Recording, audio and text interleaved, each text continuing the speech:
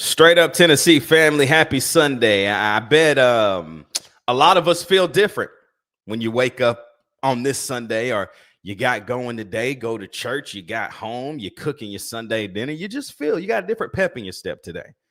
That's because Tennessee went belt to ASS. You know how that goes, up in Lexington, Neyland North for real. And they did what they were supposed to do. You know, all week, really everybody on the channel was like, hey, just win by 2 touchdowns. Well, we did that and more. Tennessee wins it up there in Lexington's 56-34. Should have been even worse. Definitely shouldn't have given Kentucky 34 points. We'll talk all about Tim Banks' defense. And golly, just what can he do to kind of just simulate slowing down OU? The blueprint is there on how to literally beat OU. You got to do one thing. You got to do two things. You have to do two things. We'll talk about that after we get out of the intro. But then also we'll highlight some things, man, that we liked about yesterday. I think there's a lot of things we liked. There's still things we don't like. I think it's just this team this year. There are things right now that are going on with this roster, defensively mainly, that just aren't good. And it's like a 2022 blueprint copy paste into this year, but it's kind of worse. It's really worse statistically, I bet. And you're giving up too many third down conversions. You got them in third and long, and they're connecting. We gave up our 4th 90-plus yard touchdown drive of the year against Kentucky. It's not fun being a part of that, even though, you know, it's fun seeing Joey Aguilar throw the football a million yards down the field and us just do what we do. But when you don't have the defense to kind of compete, it worries you in games like this coming Saturday. Let's dive in, though, man. It is the next day. Kentucky week. OU week is here. It's on the horizon, but we dive in first to last night. You already know what it is, man. It's straight up Tennessee, baby. I got Dill. I got C2 with me. Let's get it going on a Sunday. Tennessee's the program to keep an eye on. If you want to know which program that's not currently at the head table of college football, it's Tennessee. Now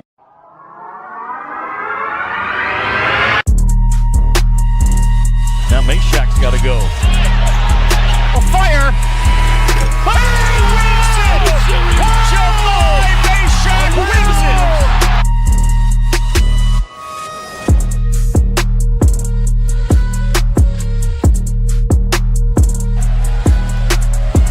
A strike, Burton needs a bolt.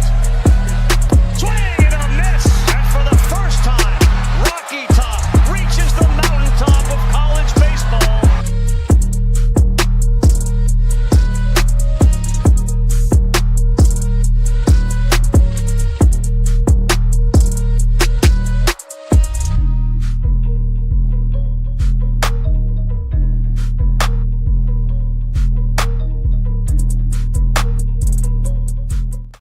What's good, everybody? Welcome to the next day, Kentucky week, man. It is straight up Tennessee, baby. I got my brother C2. I got my boy Dylan as well.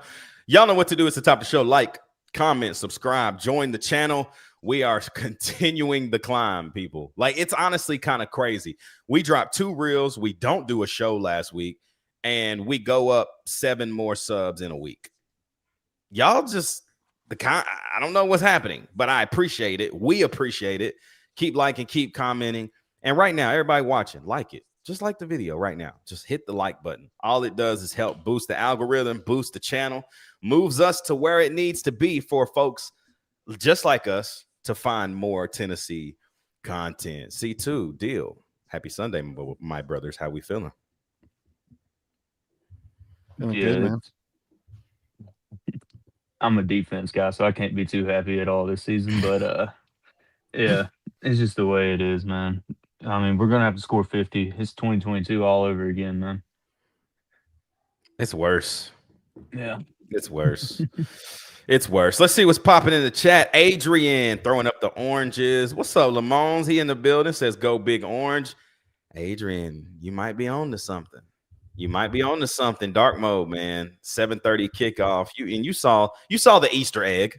You saw the Easter egg in the game, the final score post. They put the black and orange circles. You saw it. Lamont says safety and linebacker play is so abysmal. I have something to say about that as a whole. So there are bright spots in one position, two positions. We'll talk about it. Matt, hey y'all, go Vols, baby. Yes, sir. Matt says, what's up, Dylan? Nothing to you, C2. So sorry. Lamone says, what's up to Matt?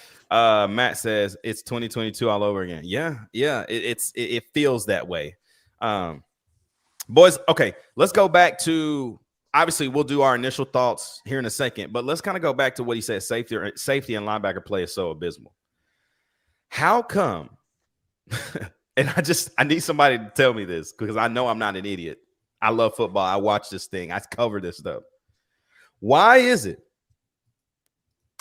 that when we put the young guys, even at safety, Sidney Walton making plays last night, why is it that when Perlotti's on the field, Edwin Spillman's on the field, Sidney Walton at safety, why do things look better?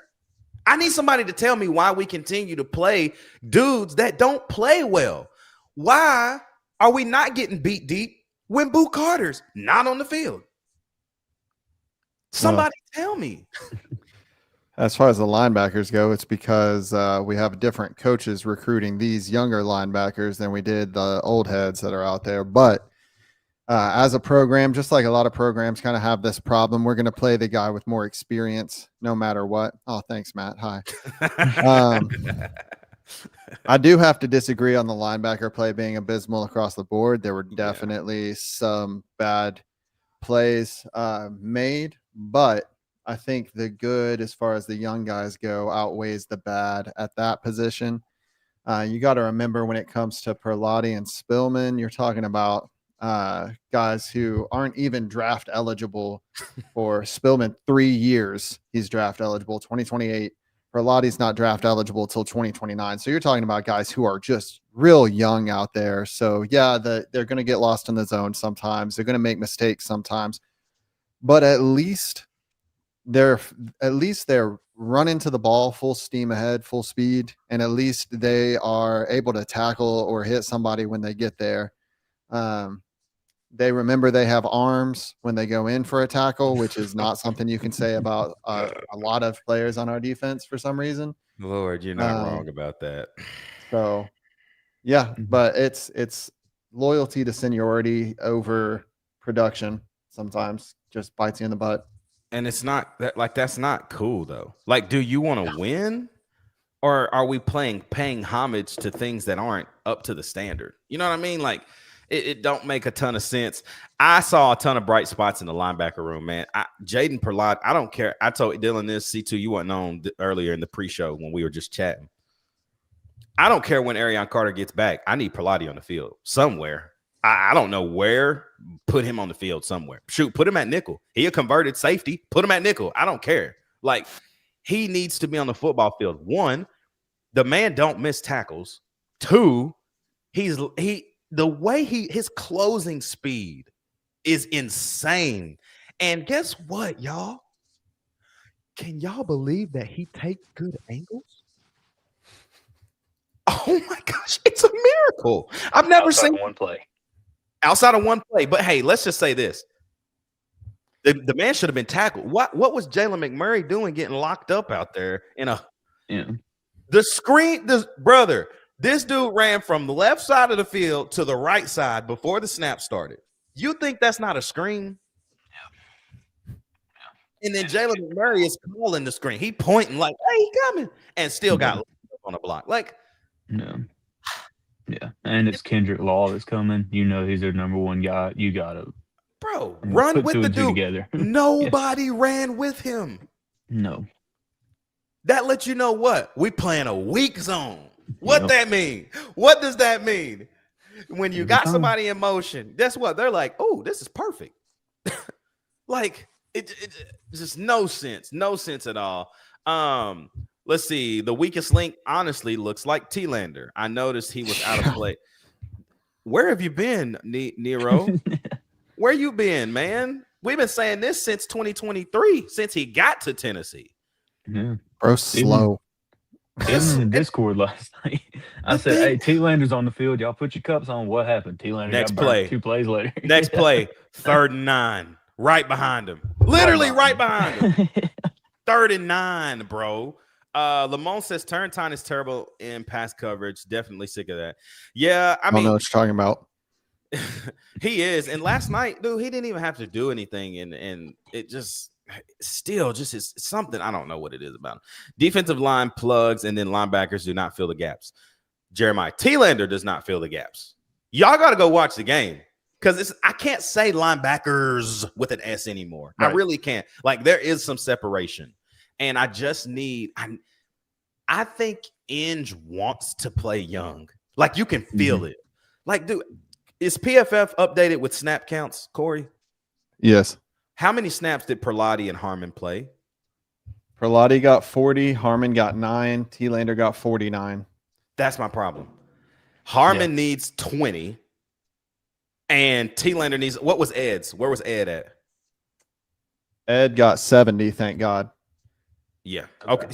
So those numbers, the 49 needs to be like 20 and 20 with Harmon. Because Harmon's problem right now is not run defense. It's not pursuit. He needs to be better in the pass. Like, that is his problem right now. And I think thinking about where he came from in high school as well, bro, he was such a freak athlete. He didn't have to necessarily understand what he was doing out there. And you can see that in the raw talent when he's pursuing the football in different spaces like that. Pass coverage right now, he'll get better. I think last year when we saw Edwin Spillman, late in the year against we played the Cupcake team. Can't remember who that was specifically. And then we played Vanderbilt, where he played a ton of snaps last year. You saw Ed get lost. But ever since Ed's been back, dude, like, you want Ed on the field. So, I mean, the linebackers with an S are not abysmal. There are just some things that when one guy's on the field, it makes the whole group look bad. It really does. Because I get it. There was a play last night. They ran off tackle. Kentucky ran off tackle left. T-Lander popped that dude. Helmet flew off. And you're like, yes, this is what he does. But, like, he's not fast enough to do that all the time. You know what I mean? Like, it's got to be in a situation where D-line gets you kind of stuck up. And then he comes and cracks the dude. And it's like, yes. But we know we're not going to get that for 60 minutes every game. So it's frustrating. Adrian says, Boo needs to be dismissed. I'm tired of his lack of effort. I wasn't even going to talk about Boo Carter, y'all. I'm going to be honest, because what are we talking about anymore? Like, there's no effort being shown. He doesn't want to play for Tennessee. His teammates don't like him. Like, bounce, homie. Just leave now. Like, you playing ain't helping you, bro. Literally. Here's honest to God what I would do if I was coach. And I know I'm not coach, so this is definitely Monday morning quarterbacking, or I guess Sunday afternoon quarterbacking. Boo would be sitting on the bench for the rest of the season, because that receiver that burned him is not faster than him. Boo is fast when he actually gives effort. So I would put him on the bench. My 2 starting linebackers would probably be Arion Carter and Edwin Spillman. And then my starting star player would be Perlotti, because he's fast. And correct me if I'm wrong, Dylan, but didn't he used to play safety or something like that in high school? Yeah. So he's got some experience in the position. And I don't care if Boo is maybe actually faster than him, if they were just in like a foot race. Perlotti's faster because he actually gives effort to chase somebody down. The star position, that is the true Swiss Army knife in Tim Banks defense. And when you get a guy that can rush the passer, that can stop the run and can cover in that position, somebody like Perlotti's gonna be once he develops, he can be a monster for us. But right now, it's just that lack of effort with Boo, because he has the talent. We saw it last year. I'm pretty sure Boo had sacks last year. I know that he had some PBUs last year. He almost killed an Oklahoma receiver when he knocked him out of bounds. But it's just, for some reason, he has no effort this year, and you can tell it above all, because we know he has the potential. It's just that want. And it's funny, man, like, it's kind of like and I hate to bring this up because I just still don't even think they're that good, but it's kind of like the Vandy saga, right? Like, when you watch them play, you're like, the luckiest football team. It's like, But you know what they got? They play hard as heck and they believe. They got Boo. effort for sure. Effort is on 100, and that's not what we're getting from Boo. And you're seeing it literally before our eyes play out. Like it's not good football from him at all. There's nothing he's doing well. Nothing. Like, so I don't know. I think I'm the not last time we saw a couple flashes from him was in the Georgia game, right? Correct me if I'm wrong. Was it Georgia? He had a turnover that he forced where he punched the ball out or something like that. Bro, no, that was against UAB. No, there was another game where he did that. It was against the SEC team. Yeah, I don't remember. I think that was Might have been Mississippi Mississippi State.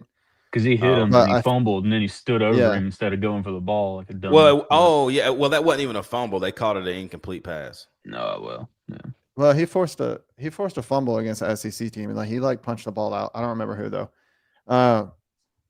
But I think he thought if he had a good game, he was going to start getting his receiver snaps instead of hey, you got to prove to us that you're actually here to be here before we start giving you any offensive snaps. And he just wasn't willing to put in the work to do that at all.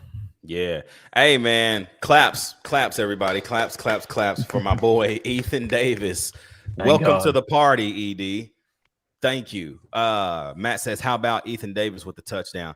Yeah, first of all, great ball. They were literally playing cover 3 buzz in that play. I don't even know how he was open. I'm dead serious. It made zero sense how he was open on that play. Watching that back, that's called a guy that understands coverage. Can I tell y'all that? Miles Kitselman might have ran straight at the linebacker and we just would have hoped. Ethan Davis used to play wide receiver in high school. So he understands what this is. This man literally found the gap. He found the hole and sat there. And I mean, it hit him right where he needed to be. So great recognition by Joey, but then also just great recognition from the tight end. That's what we've been missing. That's what Ethan Davis does. He's gotten better at blocking. I think he focused a lot on that in the offseason. But that right there, that's what we brought him here to do. We brought you here to be a pass catcher. Now you have to block in order to get those touches, which he has been. I really loved this about what Heupel and Ablin did with the tight end room last night. Ethan Davis is not 100%. Okay. We know that. And so he wasn't in on a ton of blocking snaps. Jack was. But anytime that ball was getting in the air, especially in that 2-minute drill, you saw Ethan Davis on the field because they know who they need to be on the field for those situations. And I think, boys, our 2-minute drill has looked poor because of that situation. The tight end is who we like to go to in the 2-minute. Go back. Let's go think about 2022. We were going to Jacob Warren and P. Fant. 2023, who are we going to? McAllen Castles and Jacob Warren. Last year, it was a whole lot of Kisselman at that point because he was playing so much better than Holden Stays at the time, right? In the 2-minute drill specifically. 2-minute drill, we love tight ends because big targets, hard to miss them. I mean, the ball Joey threw on the out route in that 2-minute drill to Ethan Davis, that's a pro, bro. That's the same type of throw he missed at Bama because he threw it off his back foot and we got a pick 6. But this time it was a first down, right? Because he put his body, he put his hips in it. And so all of that to say, thank you, Ethan Davis, for returning to the party because we're going to need you big time the rest of the season. I mean, huge. And honestly, man, hats off to the entire receiving room, tight ends and wideouts, because we only had one real drop when it comes to PFF hitting them in both hands. We had one drop, and it was Deshaun Bishop, who did not have a good game. I'll be the first to admit he did not have a good game. It's crazy, that man. Game came against Kentucky. Yeah. But isn't it crazy no how one else dropped one? But see, here's the one thing that I don't think people understand, right? I find it so crazy, man, that this is why you need a plethora of running backs. Sometimes you really just don't have it. You go back and watch a little bit. I didn't even get to do a full rewatch, but I'm watching. I'm D. Bish just was pressing last night, bro. Holes were wide open. He just wasn't going. I'm and you have those nights, your vision's off, but he still gets touchdowns. He still had 2 touchdowns last night. So it's just I don't know, man. Peyton Lewis, touchdown merchant every time. He gonna get a tutty if it's on the goal line. He's going to get one. Let's. Matt says Aguilar for president. Do y'all want to talk about QB1? Bro. I mean, God almighty, dude. Who was that pass to? I think it was to Brazel, maybe, where it was just a dot, like in the bucket. Bucket. Oh my God. The accuracy on that pass was ridiculous. I mean, which one? Which one are you talking about? He had many. It was second half. Brazel, I think, was running a go route, and he just like dropped it over the top of the cornerback, just right there, right in his hands. And it was what you would look at, what you would put in the dictionary next to like precision is what that pass was. There were a lot of great dots from Joey. I'm going to tell you what his best throw last night. The seam to Braylon Staley. No one's talking about this ball. The safety is like they were playing too high on this play. So too high, you never throw a seam. Like you quite honestly, you're kind of like, I'm probably gonna hit somewhere in the middle of the field, but this man, the safety was probably 10 yards away. Joey had like maybe 6 to 7 yards to put that ball in the hole. And he floats it over the guy that's guarding Braylon man to man. And then that's the one where Bray catches it and kind of gets a little bit more going cross field. Just a dot. And then obviously you didn't, everybody before the year, all they said was Joey Aguilar doesn't have the arm strength. 60 yards in the air to Mike Matthews right there, boys. What? Like on the run, basically. Like cross body on the run, basically, and puts it where, like, forces Mike to go a little more inside away from the guy that was trailing him. Like, that's a pro, bro. That is a pro. I mean, numbers don't lie, dude. Numbers don't lie. Yeah, that's pretty much the same ball that he threw against ETSU when Mike caught it. Yeah. When Joey just hucked it up there. But, yeah, I said it in the text group that you give Joey a clean pocket, and he's one of the best quarterbacks in the nation. Oh, yeah. He probably is the best quarterback in the nation if he has a clean pocket. I mean, you go back and you just think about it. Like, obviously there was a lot of things that we didn't do. Like, the run game wasn't there last night, and that's okay when you got 3-4 guys. I mean, it was so good to see Ra back. Like, he's going to come on, guys. Like, I don't think people are giving him enough credit right now, because what freshman receiver has come on as quickly as him and Trav, really? And they've had to, right? Now, Travis is still out, but like now they've had to due to the lack of depth at that position. But to be playing now, big time, Squirrel White wasn't even playing in like meaningful downs his freshman year. Like they were never meaningful. And that's all we heard about. Squirrel White, Squirrel White, Squirrel White. So like he will come on. It's wild that even to me that he's even on the field right now, which I'm thankful, because we need guys to give guys spells 100%. So having him back is great. Got a nice catch across the middle. Joey hits him. And you saw the little electricity. He wants to get loose. And if he does, it's gonna be special. But Joey Aguilar is quite. He's better than any of us thought. 20 of 26, y'all.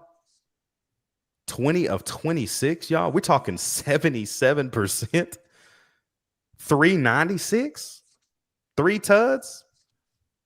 How many picks he throw? 0. 0. Still, run game wasn't there. Still got over 100. So, I mean, I'm not mad at it. Again, Kentucky likes to play a lot of weird fronts. Like, at one point, I saw them playing Bear, bro. I'm like, I ain't seen Bear forever. Like, I was like, what are we doing? Like, what? I was like, this is crazy looking. So, Chris Brazel has 4 catches last night for 138 and a touchdown. Mike Matthews goes for 6 catches, 107 and a touchdown. And then Braylon Staley, the only receiver that didn't get in the end zone, but he still had 6 catches for 105 yards. And then Ethan Davis, 2 touches for 23 yards and 1 touchdown. Just a big night. Edwin Spielman leading the way in the tackles, 11 solo tackles, 15 total. Just a freak, dude. I really like what we got. I really like what we have. I'm very excited to see how this continues. According to PFF, Edwin had 13 solo tackles too. 13. That's even better. Can we talk Thanks, about Joey. what? Go ahead. This is what makes Joey so good at what he does, is that he's not force feeding one guy. Yes. I mean, we have 3 receivers over 100 yards. He's spreading the wealth out great. You can't just lock down one guy and expect to be okay. That's huge for us on offense. Yeah. And I think that's what is going to give people a ton of trouble, starting with Oklahoma. I really think, like, hey, call a spade a spade. At right now on a Sunday, I think first team to 50 wins this game. But I also just honestly, man, like, and I said this in the intro, I was like, there's 2 things that you got to do. Obviously, turning the page, talking a little bit more about Oklahoma now. Mateer is quite honestly all that football team has offensively. If he's getting pressured and being forced out of the pocket, I didn't know a broke thumb could make you slower. Because, brother, yesterday, if Ole Miss must just be amazing or something. Because, dude, every time Mateer started getting out of the pocket, the man looked slow. No. Real slow. And, of course, he's going to have his moments. He's going to have balls. He's going to have things that open up, especially with how we play defensively. I mean, dude, Cutter Boley was cutting up 10, 15-yard runs on us, right? Like, he's going to get that. It's what can we do when we get into that pass, like into the passing realm with him? Because if I'm quite honestly, like, I'll take my receivers over his. I'll take my running backs over his. I'll take my offensive line far over his. He is the X factor. Like, he is what makes them go. They had a good, but yesterday they ran the football pretty well, but we know Ole Miss doesn't do well stopping the run at all. Like, they just haven't all year. And we haven't necessarily in one half, but yesterday I felt like we did pretty well. We did a good job shutting down their running backs yesterday. Between their 2 running backs, they had 101 yards, which for where this defense has been this year is not bad. A lot of that comes into playing the young guys, specifically a linebacker, which is why I can't say that it's a linebacker's issue, because our top 4 of our top 5 guys, as far as grades go on defense and run defense, were linebackers. Yeah. Now, they did count T-Lander in one of those. I personally wouldn't have graded him that high for the fact that his average depth of tackle on a run play was 5 yards versus 2.6 for Edwin Spillman, because he's just getting there twice as fast. So he's stopping him for half the yardage. But I agree. The key, going, just a brief bit about Oklahoma, the key is getting pressure without blitzing. Because if you blitz him, you risk 2 things. You risk losing contain, and you risk leaving someone open. When he's not blitzed, for example, against Ole Miss, when they didn't blitz him and they were still able to get pressure, he had a 48.1% completion percentage, whereas when they did blitz him, which wasn't often, he had over 60% completion. So we've got to get home with our front 4 in this game, and then have a spy on him on like plays when it's like 3rd and short when he could scramble. Yeah. And I will say that we did something defensively in this game that I didn't catch on until I rewatched it. But we ran a little bit of a 4-3 against Kentucky, and it was working. It was working. We need to be doing that a lot more, especially if our backers on the field are going to be T-Lander, Spillman, and Perlotti, because those guys can take away the edges. And T-Lander's solid whenever he's going north and south. So if we can just keep that and keep our core linebacker group that, I mean, once AC comes back, yeah, we're vibing out. My boy J Pat, what's up, J Pat? He says GBO FUGA. Yeah, y'all understand this. J Pat hates Georgia. He said just moved and trying to mow and unpack, but still go Big Orange. FUGA. Kentucky is trash, and Mateer has been found out. I agree. I really do. Like, watching him, like, he's not even the same as what he was in game 1. And you can say it's the thumb. I think it's genuinely like OU is being found out. They can't run the ball. Like they had 2 big bust running plays last night that kind of busted their numbers wide open in the run game. Y'all, that team can't run the ball. And we've seen what we look like when we can't run the ball and we playing a good opponent, right? Like we don't look very good. We don't play very well. And so 7:30, Neyland Stadium, dark mode. I don't care what the score is. I just know we ain't losing. I'm serious. Like, we're not losing the game. I don't know what the score's going to be, but I can promise you we won't lose. I promise you. It could be 50-30, 56. We ain't losing this one. We're not losing the game. 2-0. Safety, that's it. We're not losing. The environment will be set. Y'all, everybody been complaining all year. I ain't heard Neyland loud. All right. All right. J-Pat says Mateer magic has been exposed. It is, because it's let me run around in a circle, look fancy while doing it, and then at that point the play is broken down. Somebody in the back end is open. That's what he was doing early in the year. Now teams are just disguising coverages, sitting somebody in there, wait until he runs. That needs to be Perlotti, and we're going to get him. We're going to get him. Also, if you're sending 6-7, he doesn't understand how to like even check to blitz calls. I don't know if y'all haven't seen that, but Matt says, give me Tennessee by 50. Lamons Jr. says, feeling uneasy about Oklahoma. Y'all, I'm not at all. J-Pat 86. This ain't Washington State. This is the SEC, where this is where men play. I agree. Chris Wu, Sooners about to go bust. Yes, sir. I'm more worried about Florida on the road than I am Oklahoma at home because of, I don't know how many people saw by the numbers, but our offense tends to struggle on the road where our defense is just kind of consistently bad no matter where we're playing.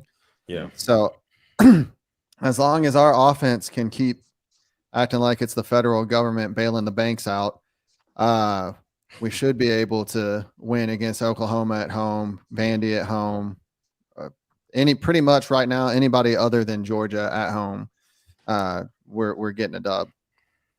You also just got to look at the trends. I mean, Josh Heupel hasn't lost a home game to anybody other than Georgia since what, 2021? 2020, yeah. So, I mean, I don't think that's going to start this year, especially not with this Oklahoma team.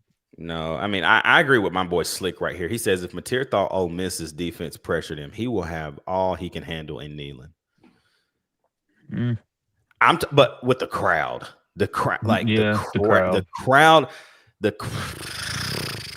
y'all, I'm telling you, this is the first night game in Neyland in 2025.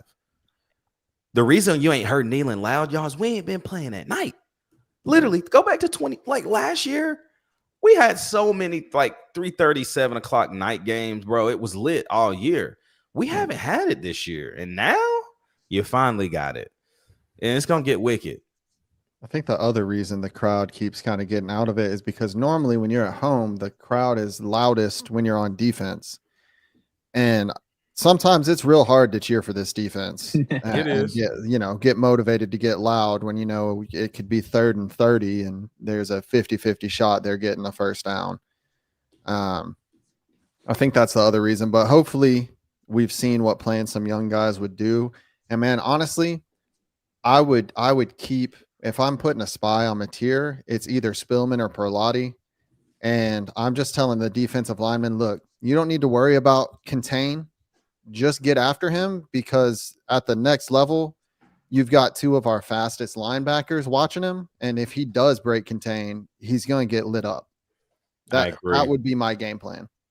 J-Pat's right about this, man. He says tickets are too dang expensive.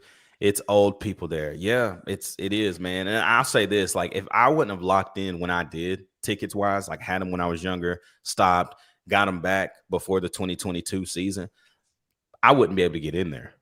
I wouldn't. It's impossible. Dill wants to come to a game yearly. He's 6 hours away. Well, you got to make it worth it, right? To drive 6 hours to go to the game. But then you're like, dang, it's $600 to go to this game. And you know what I mean? It's I don't know, man. the talent fees and all that extra stuff. I think that we don't need all of that, bro. I'm sorry. Not if Adidas is paying us what y'all saying, then why are we paying 10% more? You know who we got? Dylan's out on Danny White for some reason. I don't know why. Dylan's out on everybody, bro. Everybody that's done anything good at least 1 year, he's like, man, now they trash. Hey, a blind squirrel can find a nut anytime, bro. J Pat says Boo Carter is playing half butt too. His heart don't seem to. It's not. It wasn't at the beginning of the year, J Pat. You know that, man. We talked about that on Blue Chip Breakdown. Like, he don't even look like he want to be here, man. And I'm cool with that. Leave. Stop wearing the power tee, man. We don't do that here. Like, we don't give half effort. So if you want to give half effort, take your half effort, your mama. Y'all can go on to Boulder, Colorado, and be, what are they? 1-6? Yeah, like, good up there. They go got ahead. Flashed last night too. Yeah. Go ahead. Flashed. Go ahead. They was down like 40-0 at some point. Yeah. Go ahead, buddy. Go ahead and catch passes from nobody and play defense against nobody, because you can't do that. Yeah. I had my real boy. bad. I texted the group about this yesterday. My boy Jonah Witt. Shout out to my guy Jonah. He texted me yesterday. He said, bro, I had finally figured out Boo Carter. And I was like, okay, like what? He said, Boo Carter is Cordero Patterson level retarded, but he can't catch. But he can't catch, so we got him playing. All right, sorry. He said he's Cordero Patterson level retarded, but we're asking him to play defense, not just catch the ball. So it's true. It's low-key true.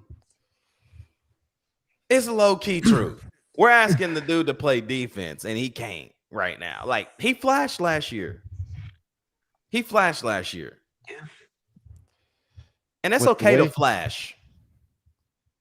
With the way his effort is, you can say a lot about Dion. I know a lot of people don't really necessarily like Dion or whatever, but Dion's not cool with not giving effort. Sale wrong. Dion's not cool with you not giving effort. If Boo keeps doing this like he's been doing it all year, bro, at this point, the tape's out there. He wants to go play in Colorado. He's going to be playing for the Northern Colorado Bears in the FCS. Because that's about the only team in Colorado that's going to take him. Sure. Colorado State probably isn't going to take him with that lack of effort. No. Like, you're out there half jogging, trying to chase down a guy who's going to score a touchdown because you just don't feel like it. Make that make sense, bro. Like, make that make sense. It don't. It don't. It's just it's kind of frustrating. Not kind of. It's very frustrating. Because when you watch them, man, you're just like, do you like love football? Because like it looks like the dude don't even want to play football, bro. It's unbearable to watch, to be honest. I'd rather play young guys. I'd rather play the young guys, man. And yeah, Boo's considered one of those, but he's a non-effort giving young guy at this point. Right. And he can hit that portal, and we won't miss him. I promise. No. That's probably one of my top 3 locks that's going to leave this team at the end of the year. So, oh, for sure. I can, who's a sleeper, and I know this is not really what we were talking about, but I want to tell y'all who I think is a sleeper who could leave. I think Peyton Lewis could leave. I think he wants to be that guy. I just don't think it's going to be at Tennessee. You know what I mean? Like, I don't know, because does Deshaun Bishop test the waters of the draft this year, or does he just come back again? You know what I mean? Because he's going to go get a running back in the portal, and you still got Justin Baker. And then, you know what I mean? I don't know. Star's gone either way, right? Because he's 5th-year senior. Yeah, this was his last year. I could see Lewis leaving, but I have a hard time seeing any of the young guys necessarily beating him out for the spot, regardless of talent, because of our like dedication to seniority. Yeah. Just depends on if he wants to share that. Like, if Deshaun doesn't go to the NFL, does he want to share the backfield with Deshaun? which I feel like you're kind of dumb if you don't, because you get to rest without having to be the one to carry a whole team on your back. So you're fresher when you get to the NFL. Yeah. Matt says, can Aguilar come back next year? No. If Pavia wins his lawsuit. Yeah, which Pavia need to go be a man, bro. Bro's trying to leave college with a Social Security check coming in. Quite literally. I didn't know you could get a master's playing football, but apparently you can. Man, he's getting whatever he wants playing football at this point. Tennessee loses this game against Oklahoma if what? Say it again. What, Dylan? Oh, your headphones are doing that thing again. Gosh. Hold on. Oh, there you are. There you are. Say it now. Okay, we turn the ball over. Okay. C2, Tennessee loses this game if?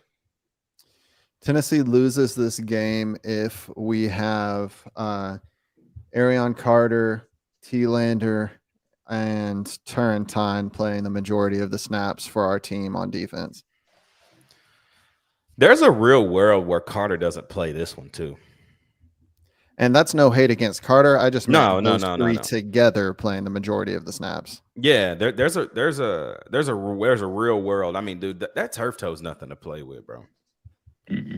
That's nothing to play with, especially at that position. You're cutting lateral, bow, like, dude. Why you think David had to have surgery?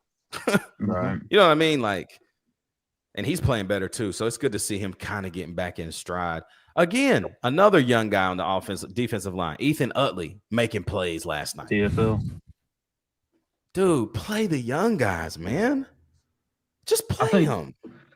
I think part of it's just that want to. Because, I mean, it's Kentucky. I understand if some of the guys, it's hard to get up and get excited for that. But, I mean, these young guys, they're playing like they want to be here. Like they want to make plays. Yes. Give them that opportunity. That's what we have to do, though. And I feel like, I don't know. We just look better when they're on the field to me. Yeah. I honest to God think Perlotti at star would solve a lot of issues, because not only am I over Boo in pass coverage, I'm over McMurray in pass coverage. Bro gave up 96 yards after the catch against Kentucky. Well, that was mainly that screen pass that he literally still he was targeted. What was it? 4 times, I think he was targeted, and he gave up a reception all 4 times. Let me look. Yeah, 4 targets. He allowed 4 receptions. Perlotti was targeted 3 times. He allowed 1.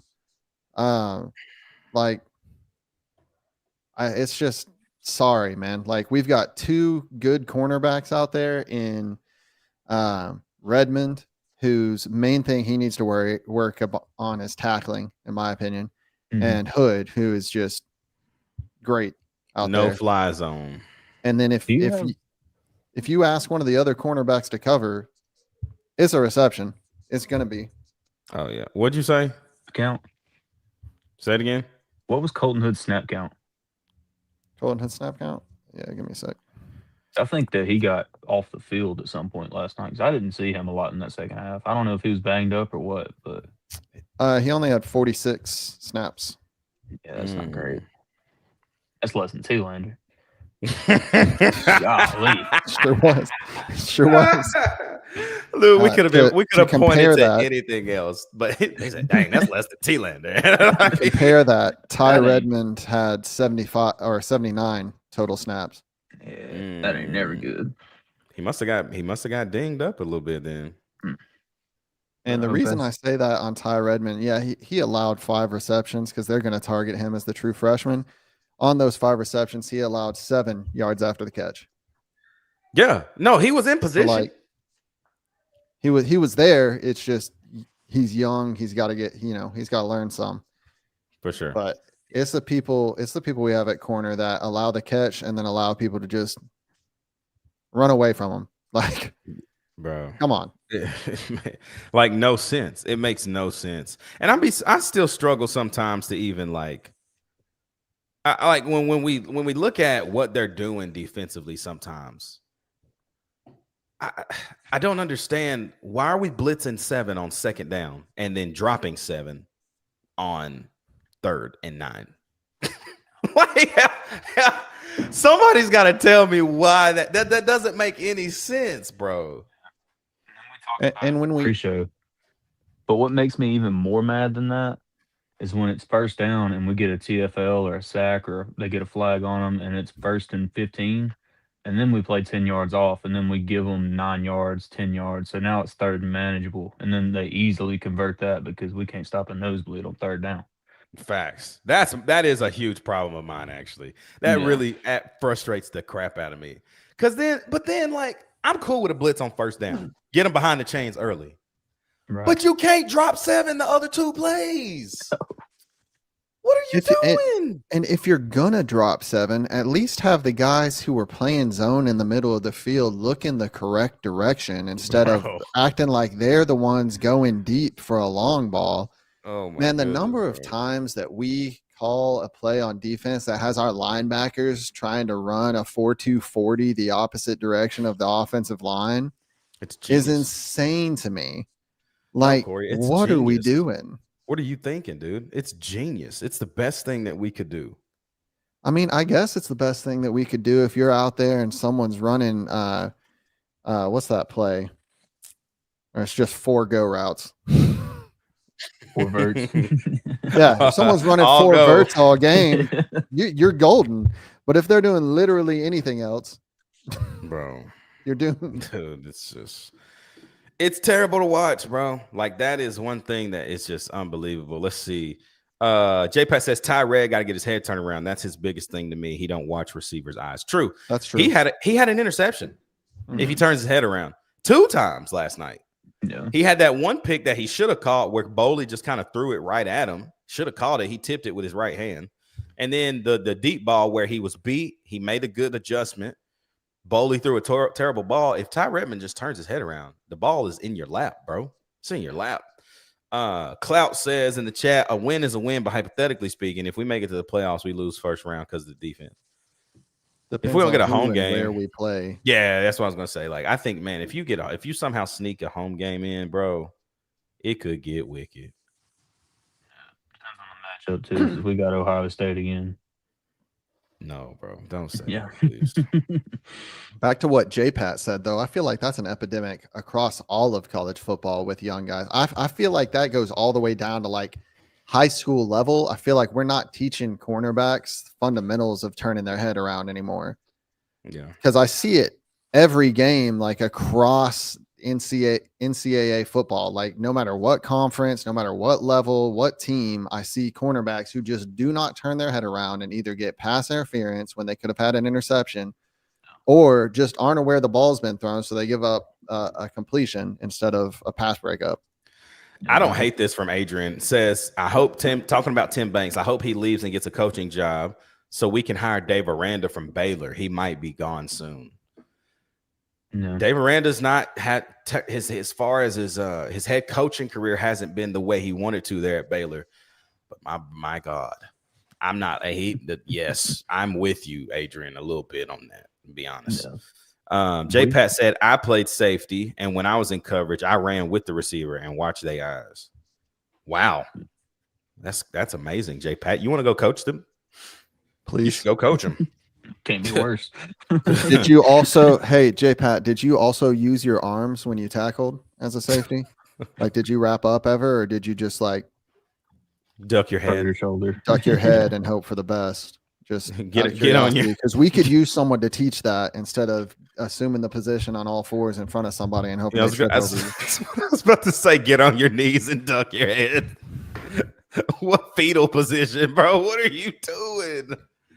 Oh my gosh, bro. But positivity. He said sometimes. He said sometimes, but I was kind of bigger in my 2A school. Yeah, so he was just laying the shoulder. That's You fair. feel me? That's fair. Perlotti didn't use his arms a whole lot too. The difference was he was actually like hitting somebody hard, so they went down.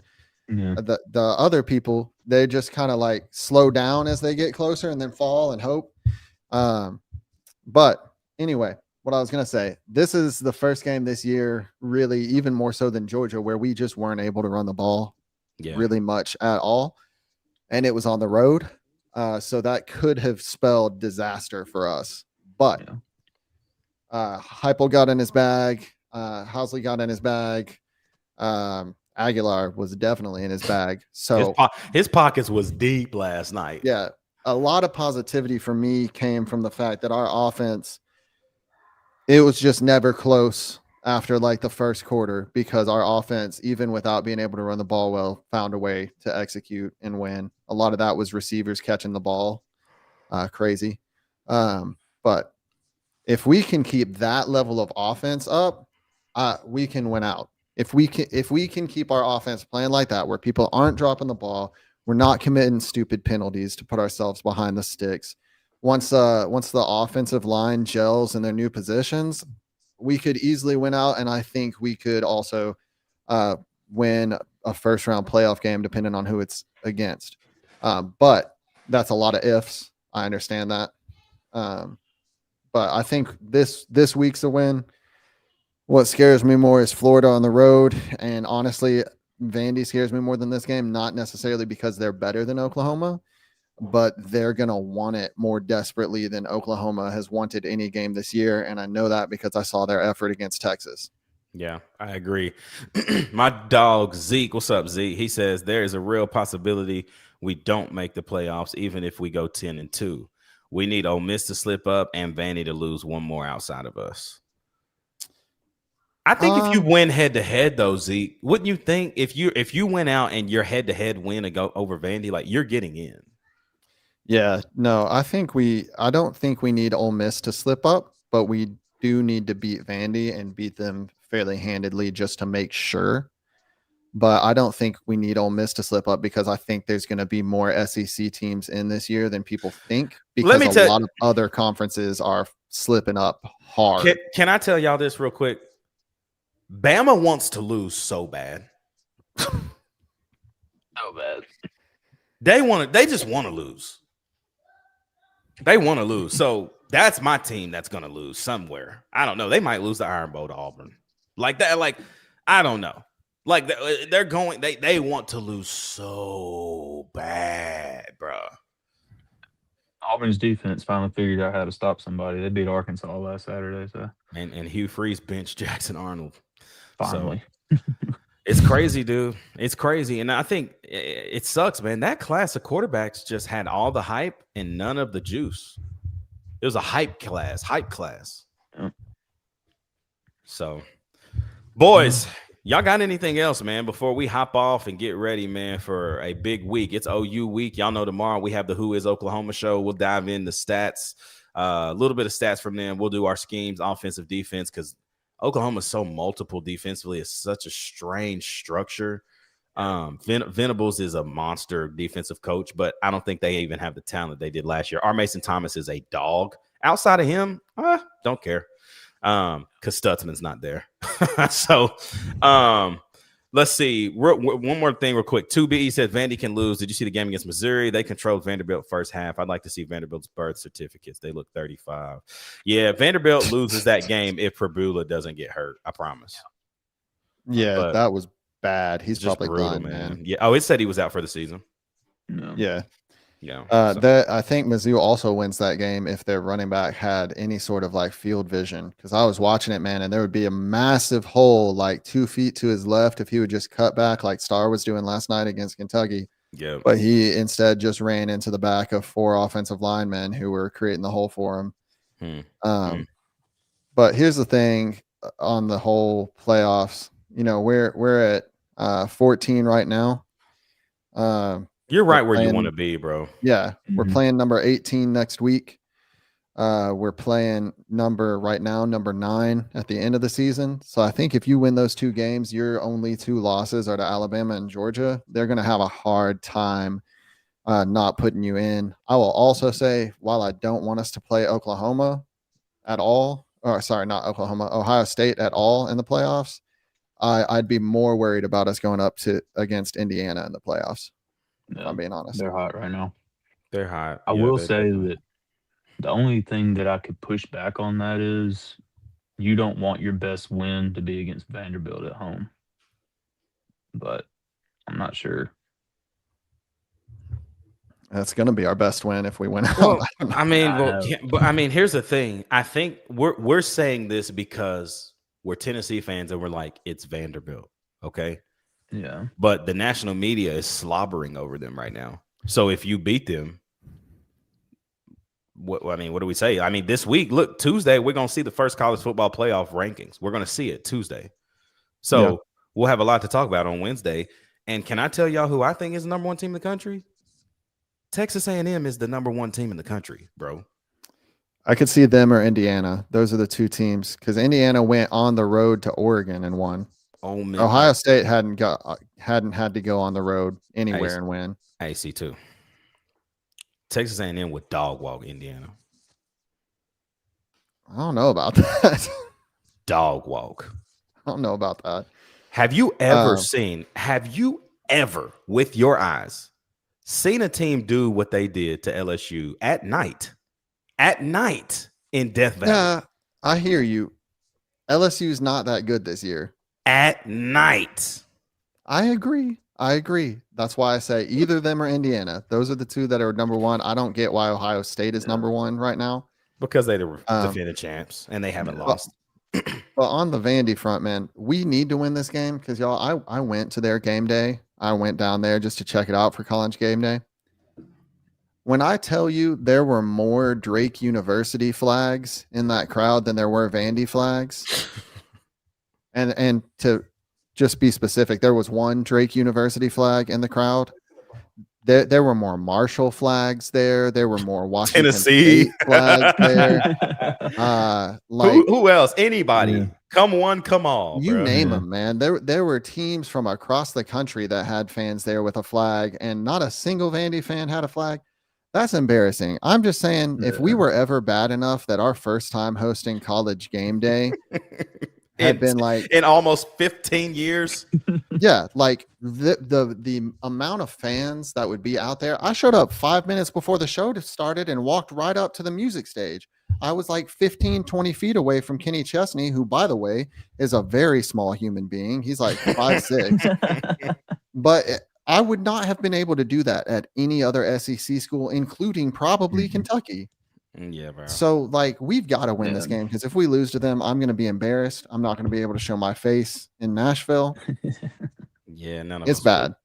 It's just that Johnny Manziel effect with Vanderbilt right now. Nobody's really a Vanderbilt fan. They're just a Diego Pavia fan because he can talk and he can get away with it. But yeah, like nobody was a Texas A&M fan in 2012. They were there to see Johnny. But And I say that's how I feel about Oklahoma. Yep. That's exactly how I feel about John Mateer and the Oklahoma Sooners. But Tennessee can very well lose the game. Absolutely. I think Oklahoma's talented defensively. But again, let's not act like we shouldn't have put 40 on their head last year. Let's just I'm just saying, like, now you at the crib, Heupel. I don't want no pity. No pity. I need 50 burger. 50 burger. So boys, we're in for a good week, man. We are live tomorrow evening, 8:30 Eastern, 7:30 Central for the Who Is Oklahoma show.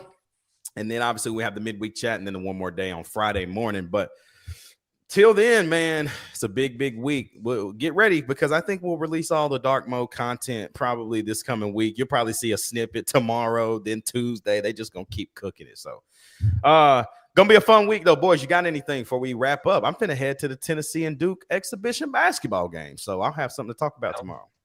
Go Vols! Yeah, go Vols! Comment real quick. Which one? This one right here. Venables. Oh, please, that's fine with me. Please, God, give me that. That'd be game changing. Oh yeah, and our recruiting classes would be insane.